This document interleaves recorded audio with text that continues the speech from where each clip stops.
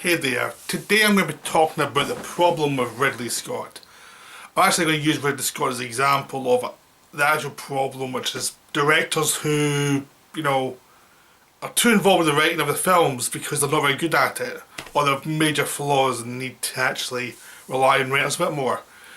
I'm using Ridley Scott as the base because Ridley Scott has been a lot of films that have had bad scripts, or had very mediocre scripts that he seems to have not noticed, and sometimes the films themselves are okay to watch, but they're always lower than they should be. You always sense there's a much better film in there that if a director who understood writing more, it would have been better for the film.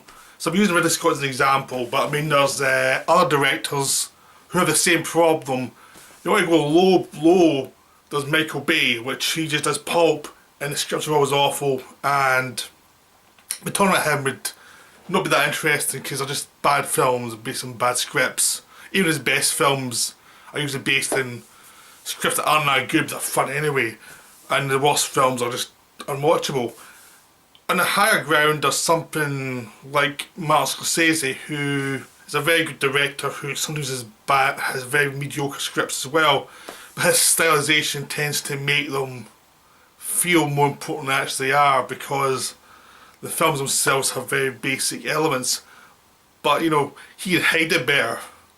And there's people like Guillermo del Toro, who's sort of in the middle between him, Scorsese and Ridley Scott. He's a great visualist, and his films tend to have good solid instructions, but individual scenes tend to sometimes have some script flaws, and it tends to lower the appreciation of some of the films because there's little bits that you wish they could have improved them.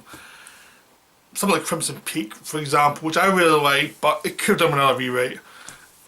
Stuff like that. I think Del Toro has better scripts than Ridley Scott, but he's still in a case of a visual stylist who could do better scripts. But Ridley Scott's my base example because he's a director who's visually very strong, if a bit one note. And he also gets a lot of critical respect, even though he tends to average about one good film a decade. Seriously, the 70s you had Alien, the 80s you had Blade Runner, the 90s you had Thelma and Louise, 2000s you had Gladiator, even though there's some lot of problems with that, and now you've had The Martian, which again had some real problems. Beyond that, most of his films tend to be kind of viewed as disappointments. He does about one a year, maybe once every 2 years, but they tend to be actually be seen as disappointments, but he always has this reputation as being a great director. And that's kind of weird because he's not really consistent making great films at all. Kubrick or David Lynch are great directors because they keep making really good, strong films, very visual films. They're not based on try to be literary. They're based on using cinema for the full effect. They can be distant, they can be ironic, they can have lots of different elements in them. But you're watching the film, you can rewatch it and watch it again, on and on and on. There's always some different elements because they structure it like a film. For sort of talent like Ridley Scott, he I don't know how he structures his film. He seems to want to try and make them literary, but he doesn't know how to do that. So they become very obvious, cliche characters going through the motions to the next bit, to the next bit. There's always stuff you can know, and the politics behind any of his films are always very basic. So there's never any real meaning behind films. Without actual meaning behind what you're doing, you can never really be a great film. Sometimes you get lucky and it's a good film, but Ridley Scott tends to be lucky once in a while. And usually the luck is he finds a good script or he finds a good project and he doesn't mess it up. So something like Alien, for example, was based on a script that Daniel Bannon and Ron Shusey worked on for a while, and then Walter Hill did a rewrite on it and showed it up a little bit, and there's a lot of controversy with that. But basically, he had a lot of good talents who'd already worked on the project before he got involved, and he was sort of sat on for the script, but he could do his visual style for the look of the film, which made it look great. And the script kept the momentum going, so even though there was some pacing issues for me. I thought the film could have paced slightly better. It's still a really strong film. You still watch it now, it's like, well, that's really good. Because it's a great premise and what he does is good there. Blade Runner was based on a really good book that has tons of ideas. There's too many ideas in Blade Runner for one film. So they cherry picked the best bits and they worked on it. And it was an example of all the right talent who got together and made this film that for a lot of people it's a favourite sci-fi movie. For me it's kind of minor sci-fi. It's okay, it's well made, but compared to something like 2001 or Solaris or Stalker, it feels kind of minor, but it's still a strong sci-fi movie. I just don't appreciate the way lots of other people appreciate it. I mean, I think there's lots of bits coming developed more. There's some very strong moments, usually dealing with Roy Batty's character, but it doesn't really grab me the way it grabs other people. I just don't think it's... I think there's lots of stuff going on that came from the book that the people behind it haven't thought about that in that much detail because of the way it's stylized. But everything came together, it kind of created a sense in the film that there was more going on than there actually was. But it works. I mean, that's the thing. Some films just work because all the elements come together. Like what someone's good at and bad at, like in this case Ridley Scott, which was great visuals, maybe didn't think about the actual subtext as much. It worked with that story to create this feeling that people could place their own feelings about the subject on. So it was vague enough to actually allow people to project onto, but specific enough so you felt that a lot of stuff had been worked out. So it's one of those films that just works. I mean, again, it's not one of my favourites, but I like it. I mean, it's a well-made film. And that was the last good film Ridley Scott made for a decade. I mean, that's the thing, is like, it followed that with Legend, which isn't very good. I kind of like it, but it's not very good. It's one of those films you watch and it's like, there's so many things that are wrong with this film. But I still had some affection towards it. So much watched over me, which wasn't well made. It was just one of those movies no one remembers.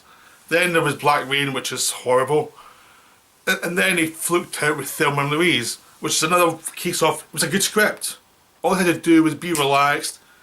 He didn't try and over-prettify things, he kept everything the way it should have been, and he followed the script. And that's what happened again in The Martian. He followed a script that was already there, and just filmed it. And again, he made mistakes in The Martian, which, because the passage of time in The Martian wasn't done very well, but everything else worked, it was very relaxed, so you can forgive one thing they didn't do right, because the rest of the stuff worked. And again, I think I said in my review of that, it was very optimistic, which made it people latch onto it because it did feel like you were seeing something that was optimistic. That helped the film a lot. And again, it was the right cast. So Thelma and Louise and Martian do feel very similar film in a lot of ways. There's like, even though one's a downer at the end, one's has a happy ending, but even Thelma and Louise, there's still a kind of good feeling coming out of the film because they went out of their own way. They didn't compromise. So it worked for what it was. And again, then there was another decade of like 1492, then there was White Squall, and basically wasn't working for a long time because his reputation at that point was he was a good visualist who couldn't choose a good script to save his life. He's sort of like Tim Burton, who can't do that either, but Tim Burton's got a lot more style and variance in what he can do. Even though Tim Burton keeps everything black, but Tim Burton does more stuff. He can do comedy and things like that a lot better than Ridley Scott can. So Ridley Scott had this reputation of just doing all these serious films that didn't really deliver. And they were all over pretty, they were all paced slowly, and nothing really seemed to be working. And then he did Gladiator, and that kind of turned it around. It was a much faster paced film. It was a big hit. It's some major problems. I mean, the big thing was Russell Crowe was great in it, and had a good villain, and there's some good action scenes, and it covered a lot, and the revenge plot covered a lot of flaws. So even though there's some real problems with it, the good stuff really covers the rest. And then after that I did a lot of other mediocre films again, because I did this thing of choosing these awful bloody scripts. I mean, Hannibal, the book of Hannibal was much better than the film, and Brian Fuller did the TV show, which used a lot of the Hammer book and showed how to do it properly. The film, I kind of like the film, but it's not that great.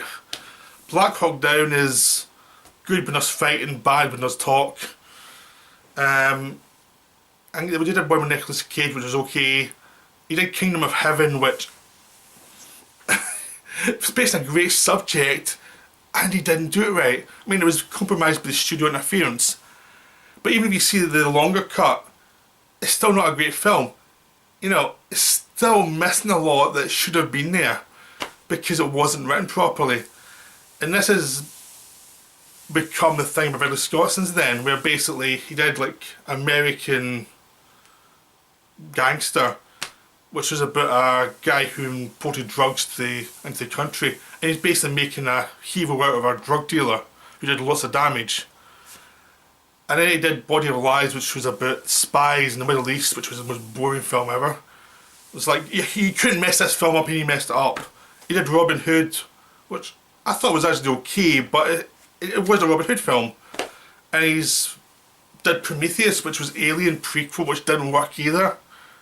He did Exodus, which is a Moses story, which no one seemed to like. There's some nice bits in it, but it didn't hang together properly. And that's become this thing where, how does a director who fails so often be thought was a great director?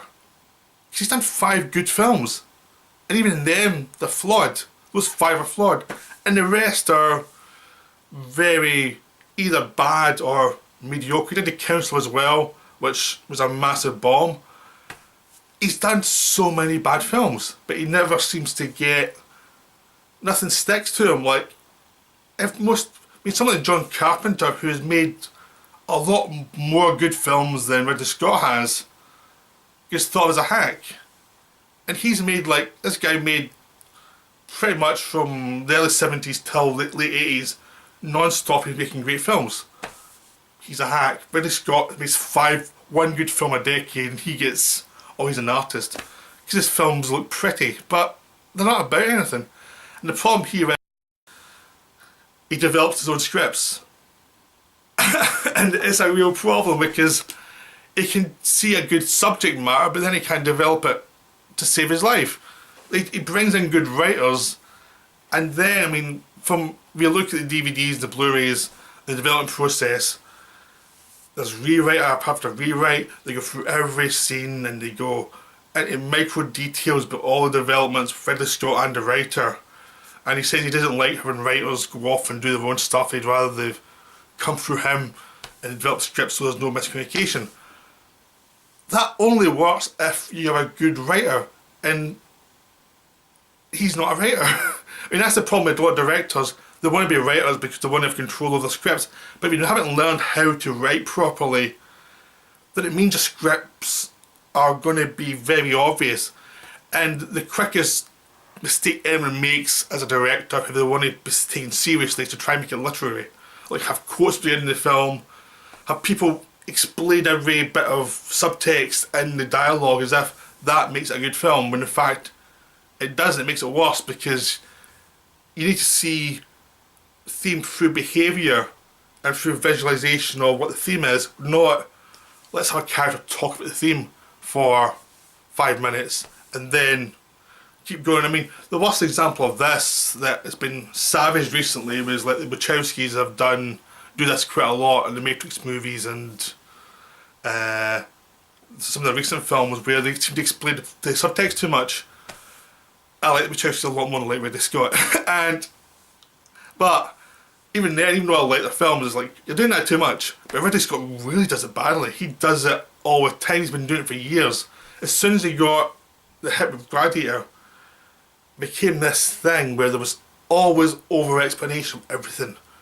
And it became like, he couldn't make a film without having a big theme that he would then not do anything with. I mean, there's Kingdom of Heaven is the biggest example, because this was the Crusades. This is one of the greatest periods of human history for stories.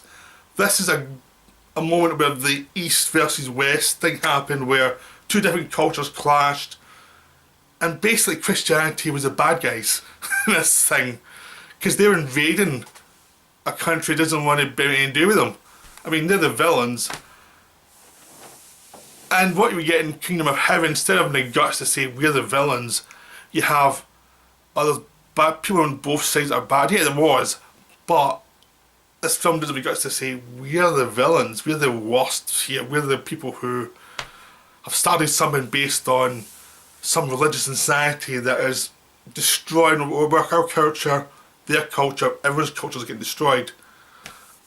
And actually showing that in detail what's going on. Instead it becomes this kind of middle of the road thing where there's villains on both sides, everyone has a compromise, never asks why are they there. Like never really critiques it. They have stuff like the Leper King, which is in it, but he's in it for 10 minutes, he's gone. And they cast Edward Norton because Ridley Scott wants to work with him. Even though it's a miscasting, it's just because he wants to work with the guy.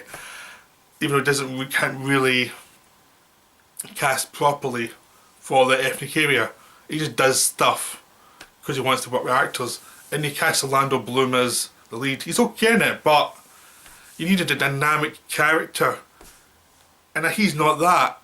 And the writings kind of makes him like this sort of guy who's always watching and he only acts at the last minute, and it's like, that's not the Crusades, that's not what this film needs. It just becomes this literary thing where he's trying to show all these aspects, but all you see these bits and bobs of the culture, you don't get a point of view, so by the time it gets to the big fight scenes, you're not even side just watching a fight scene which you don't really care about because you're not engaged in any character. And you know so much has been left out, even in the longer cut, that you're not really engaged because it's very middle of the road.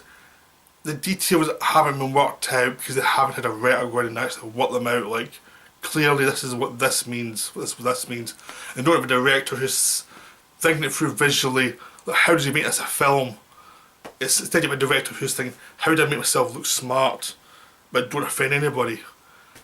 And that, I mean, Kingdom of Heaven is one of the big missed opportunities. A great director could have done something amazing with that subject matter. Instead we get this middle of the road film that's really frustrating because visually it is good but it's very one note, which is like Ridley Scott films generally, they've always kind of the same kind of shots again and again.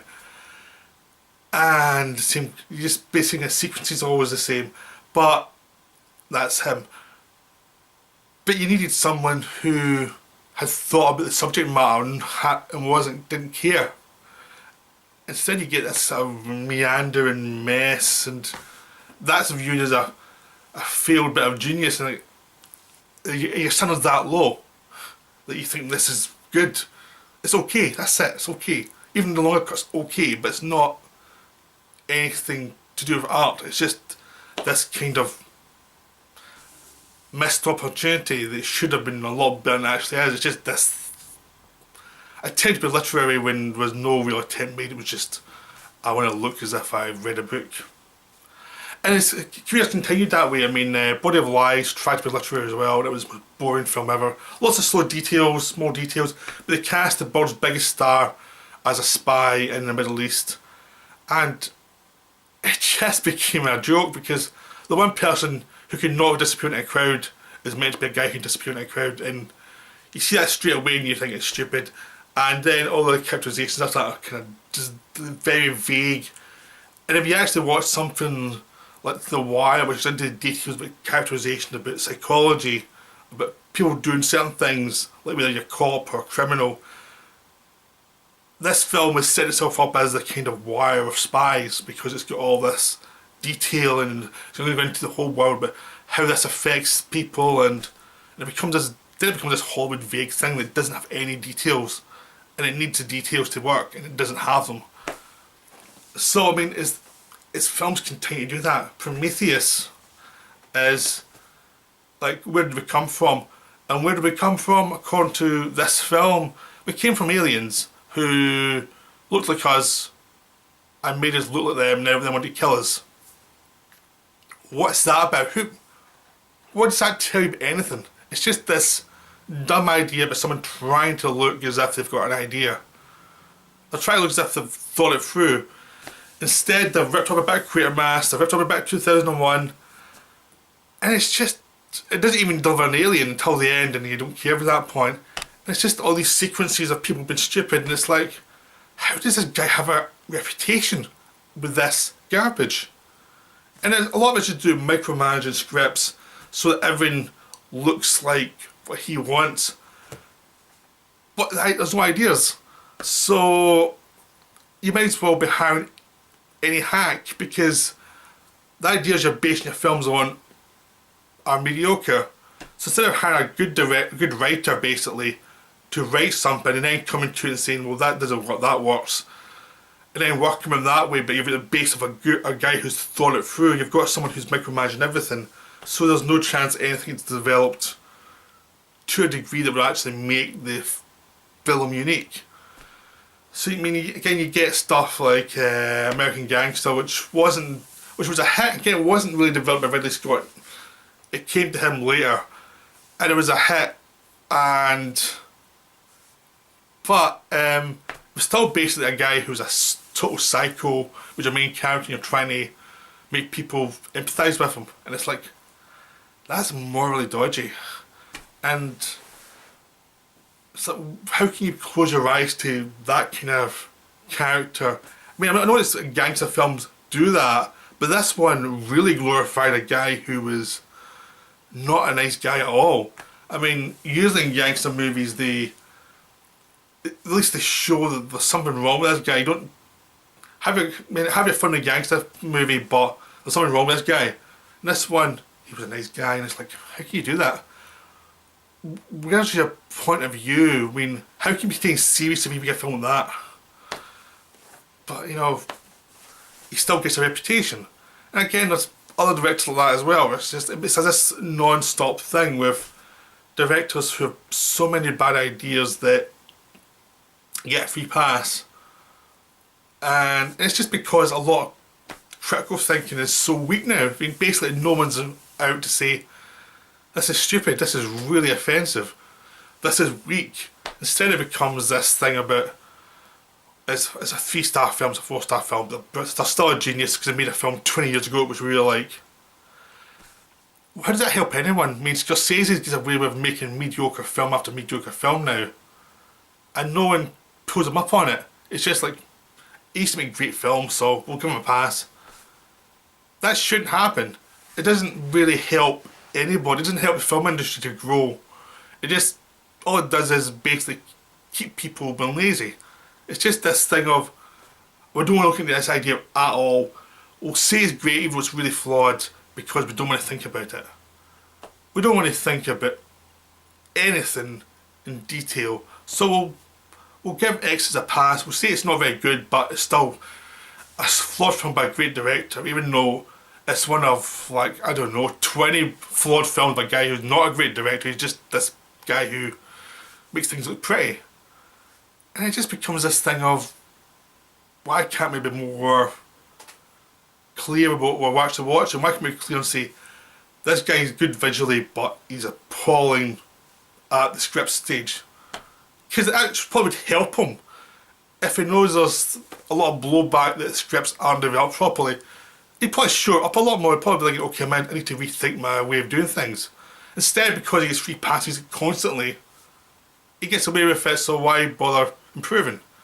Same with another director who does this, where they have bad script after bad script. And if you don't pull them up on it, they're just going to do the same thing again and again. I mean, the best example of someone who doesn't do this is Spielberg.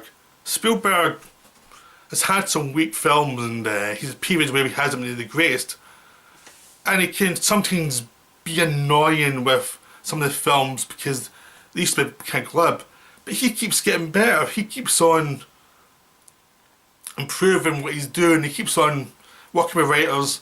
He seems to leave them alone a lot more to start with and then works with them. But he brings in new writers all the time, and he makes good films generally. A couple of bad ones, but generally they're good and consistently good for years because he's actually doesn't let himself get in the way of the process as much. Because if you actually look at some of his recent films, they've all been really clear and very specific. They're his films, but he's brought people in and let them actually do what they do well. So he's just worked with Coen Brothers and Bridge of Spies. You know, Lincoln was terrific. Tintin was terrific. I mean, he's been working with people in these films, and he's been creating really good films. I mean, he brought in a good writers for Schindler's List. That became his big Oscar thing. He keeps working with different writers. He's a few people he relies on. But he works with different people and he gives them space. And that makes better films and the more successful films. But if he micromanage everything the way someone like Ridley Scott would, it becomes a problem. Because again, all his best films tend to be films he's inherited by someone else. And it's like, well, can't you just be critical of people and just say, do better? I've been using Ridley Scott as an example because he's the most annoying example, because you see someone with that much talent who squanders subject matters and their own talent for this mediocre product, and you're thinking, just do better, just let people go and do what they're doing. Don't try and be a Kubrick. If you're not a Kubrick, don't try and be one. You know, because Kubrick was notorious for micromanaging, but that worked with him because he'd actually worked the scripts with them and he had lots of visual ideas. And he had lots of ideas that connected in the story, so when he got to the film stage, he was still working through the ideas and it expressed itself in great visuals. In these films, it's just pretty visuals with a story that doesn't really work. So that's my rant about the fact that directors away with stuff they should never get away with, because people have to be more critical of these people, of these filmmakers, and say they're really good, but this is not helping anything. This is mediocre. You've been doing this for too long.